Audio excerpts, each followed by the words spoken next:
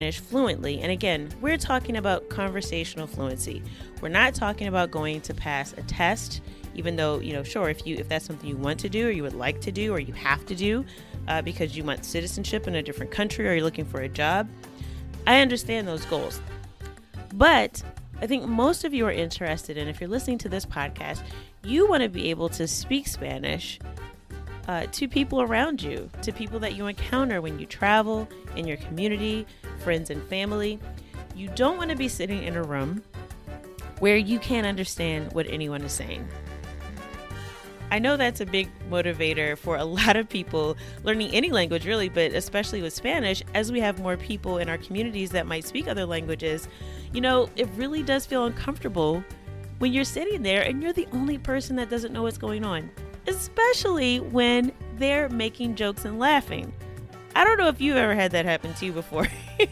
And maybe you're not as self-conscious as I am, but I think it's so funny that the first thought that pops into my mind when I hear people laughing around me, and they might be speaking a language I don't know, I just always assume they're laughing at me, or the joke has to be about me, right?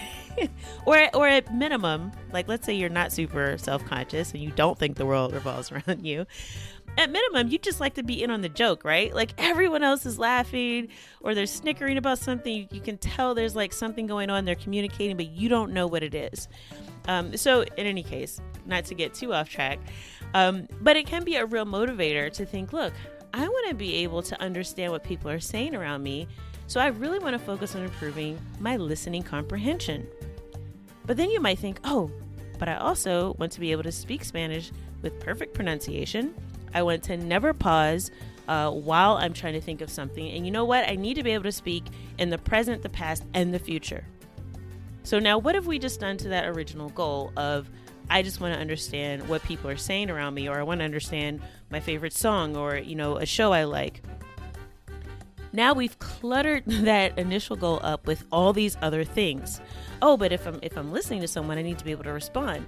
And if I need to be able to respond, then I also need to know how to say things. That means I have to learn grammar, and I have to learn all the different grammar conjugations for every single verb. And oh my gosh, and what happens? You get overwhelmed, shut down, and you do nothing, or at least nothing effective towards meeting your goal. So this is the power of this not to-do list. So in this case, if we're focusing on listening comprehension, we can say, listen, I will not study grammar. I will not study grammar. Why? Because my goal is focusing on listening comprehension.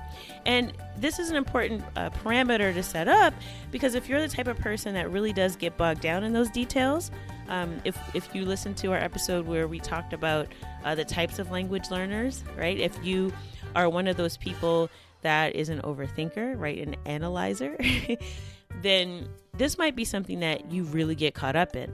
You could have a goal to focus on listening comprehension. You could be listening to something and go, okay, I understood about half of that. I didn't understand these other words. And instead of just repeating the process and following a listening comprehension exercise that would actually work for you, you might get derailed and go, they said the word hizo. Hizo, what does that mean? Okay, hizo means that he made or she made, or he did or she did. Okay, wow, that's the verb hacer. I should learn every conjugation for the verb hacer. Okay, is hacer, it's an irregular verb. Wow, maybe I should learn all the irregular verbs. Okay, that's the past tense, that's the preterite, but maybe I need to also learn el imperfecto. And then I should learn it in the future because it's also irregular in the future. And you see what just happened? I'm supposed to be focusing on listening comprehension. I already accomplished that goal when I understood that hizo meant that he or she did or made, depending on the context of what I was listening to. But I have turned this into a grammar exercise. But if I had a not to-do list that said, I will not study grammar, right? Because I'm focusing on listening comprehension, then I would have been able to easily shut that down. You know what? I started opening up a grammar book. I said I'm not going to do that because I'm focusing on listening comprehension as my goal for 2022. And why am I focusing on that? Because it really bothers me when I don't understand what people are saying when I'm around a group of people speaking Spanish and I'm the only English speaker. So you have to really keep those things in mind, because it's so easy to try to do everything all at once. And remember, you can but you just can't do everything all at the same time. You can do everything, right? But just not all at the same time. So this is a way that it can be powerful to come up with a not to do list because it keeps you from getting derailed from your goal. And here's the ironic thing. Had you continued to focus on your goal of listening comprehension, you will naturally pick up some grammar, right? It's not that you won't learn the verb hacer, because maybe later on in the same thing you're listening to, the person that's talking or whatever the content is, you hear the word hice, which means I did or I made. And then you're going to start to put it together like a puzzle. Oh, that's also the verb hacer, but it's in the first person yo. Wow, that's kind of cool. And as you do that, your brain will make those connections naturally without you having to pull out a book and go, I'm going to learn the verb hacer. Okay, much more effective to do it in context, but also focusing on that one main goal will have the secondary effect of you also improving other goals, just like your pronunciation goal. This actually happened with me. I wasn't really focused on, I want to, have perfect pronunciation in Spanish, and I don't think I have perfect pronunciation in any language, but through listening to music, through learning through music, I found out one day that my pronunciation had actually improved quite a bit, and I got that feedback from other people speaking Spanish. They said, "Hey, you sound really nice. You have a really nice accent. The way you speak, you don't have too strong of an American accent." But that was not my focus. My focus was, I want to hear and understand this particular song, and then that became a whole playlist of songs, and then it became, I want to learn more about this artist. But it started with focusing on the goal of learning just one song at a time. So just because you are not focused on everything all at once does not mean you will not make other improvements. That's my real point there. So it's really powerful to come up with this not to do list. And I really encourage and challenge you to work on that as you're mapping out your goals for this year.